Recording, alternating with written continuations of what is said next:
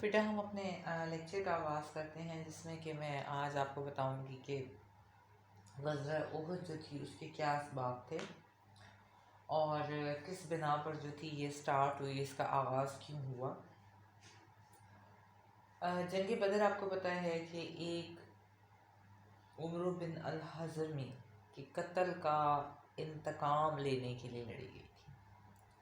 لیکن جنگ بدر میں اہل مکہ کے مزید 70 آدمی جو تھے وہ قتل ہوئے تھے، جن میں ان کے بڑے بڑے سردار آپ کو پتہ وہ بھی شامل تھے، جس کی وجہ سے وہ بالکل ہی آپ کہیں کہ ان کی کمر ٹوٹ گئی تھی۔ اب عرب کی قدیم جو ہے روایت کے مطابق ان کا انتقام لینا ان کے جو قبیلے والے جو تھے نا ان کا فرض ہوتا تھا، تو لہٰذا جنگ احد جنگ بدر کا انتقام لینے کے لیے ہی جو تھی آپ کہہ سکتے ہیں کہ لڑی گئی تھی۔ پھر ابو سفیان جو ہے اس کی قیادت میں قافلہ شام بھیجا گیا اور اس کا منافع جو تھا وہ اسلام کے خلاف جو تھا وہ استعمال کیا جاتا ہے، یعنی جو بھی منافع حاصل ہوگا اس کو مسلمانوں کے اگینسٹ یا مسلمانوں کے خلاف جو استعمال کیا جائے گا، کیونکہ قافلہ جو تھا نا اس کے مکہ پہنچنے سے پہلے ہی اہل مکہ جو تھے وہ جنگ بدر کے لیے روانہ ہو گئے تھے، تو اس سے وہ جو ایک آپ کہہ سکتے ہیں نا کہ وقف منافع جو تھا وہ آج تک موجود تھا، اور لوگ اس منافع کے استعمال کی طرف ایک دوسرے کو جو تھے وہ متوجہ کر رہے تھے، ایک دوسرے کو اس کی طرف لے کر آ رہے تھے۔ پھر بدر کے میدان میں شکست سے جو قریش جو تھی اس کا وقار جو تھا وہ سخت آپ کہہ سکتے ہیں کہ مجروح ہوا تھا، کافی نقصان پہنچا تھا ان کے وقار کو، عزت کو، اور قریش کو ایک طرح آپ کہہ سکتے ہیں کہ سارے عرب کی سیاسی قیادت آپ کہہ سکتے ہیں حاصل تھی، سب لوگ ان کی شجاعت کا لوہا مانتے تھے، لیکن اپنے سے ایک تہائی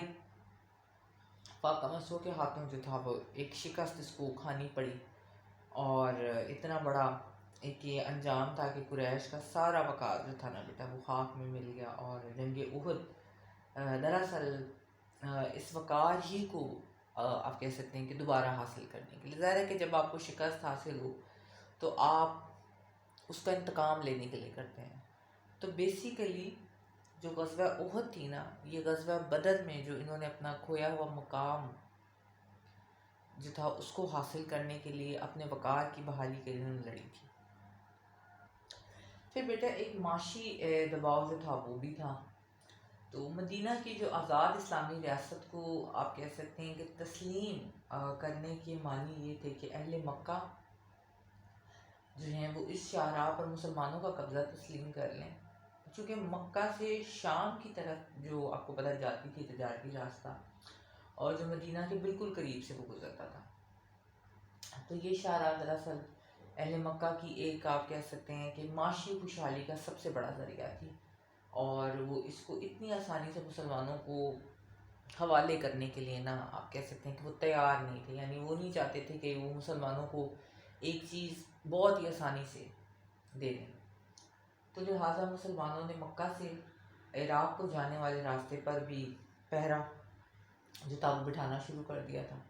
تو اس لیے قریش مکہ پر ایک معاشی دباؤ جو تھا نا بیٹا وہ بہت زیادہ بڑھ گیا۔ پھر بیٹا اب شورا اور قریشی خواتین اور اکرمہ بن ابو جہل کے پروپیگنڈا کی بھی ایک مہم جو ہے وہ شروع ہو جاتی ہے، تو اس میں جو میں نے آپ کو اوپر ساری وجوہات بتائی ہیں اس میں یہ کہ یہ ساری وجوہات جو تھی نا یہ آپ کہہ سکتے ہیں کہ جنگ کے آغاز کے لیے اتنی کافی نہ ہوتی، لیکن مکہ میں ایک ایسا گروہ جو تھا نا اس وقت پیدا ہو گیا تھا جو مستقل جو تھا وہ نئے مارکے کے لیے زمین جو تھا وہ گراؤنڈز، ہم کہتے ہیں نا گراؤنڈز ہموار کر دینا، تو وہ زمین ہموار کر رہا تھا، گراؤنڈز بنانا، یعنی وہ اس چیز کے لیے پراپر پلاننگ کر رہے ہیں، اس کے لیے ایک سیوٹیبل انوائرمنٹ بنا رہے ہیں۔ تو عرب میں شورا کا مقام آپ کو پتہ ہے بہت بلند ہوتا تھا، تو نشر و اشاعت کے لیے شاعری ایک بہت بڑا ذریعہ تھی، اور لوگوں کو جنگ میں ابھارنے میں تو آپ کہہ سکتے ہیں کہ آج جو شعرا جو تھے نا انہوں نے کمال ہی کر دیا تھا شاعری میں۔ تو جنگ بدر کے بعد 2 ارب شعرا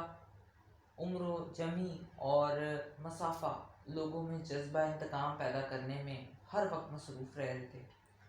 اور انہوں نے قریش اور ان کے حامی قبائل میں جو تھی وہ ایک آگ بڑھا دی۔ تو ابو جہل کا بیٹا اکرمہ جو تھا وہ بھی جنگ پر آمادہ کرنے والوں میں بالکل پیش رہا، ساتھ ساتھ آگے آگے چلا۔ تو قریش کی خواتین نے بھی اس سلسلے میں خاصا کام کیا۔ اتبا کی بیٹی اور ابو سفیان کی بیوی ہندہ، اکرمہ بن ابو جہل کی بیوی ام حکیم، اور فاطمہ بنت ولید، ریتا زوجہ عمرو بن العاص، اور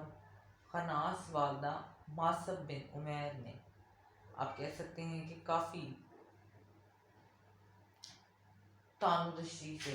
قریشی سرداروں کا نام جو تھا وہ اس میں دم کر دیا، ان کو مشکل میں ڈال دیا۔ تو ان میں سے اکثر جو تھے وہ خود لشکر کے ساتھ مدینہ کی طرف جو تھے وہ روانہ ہو گئے۔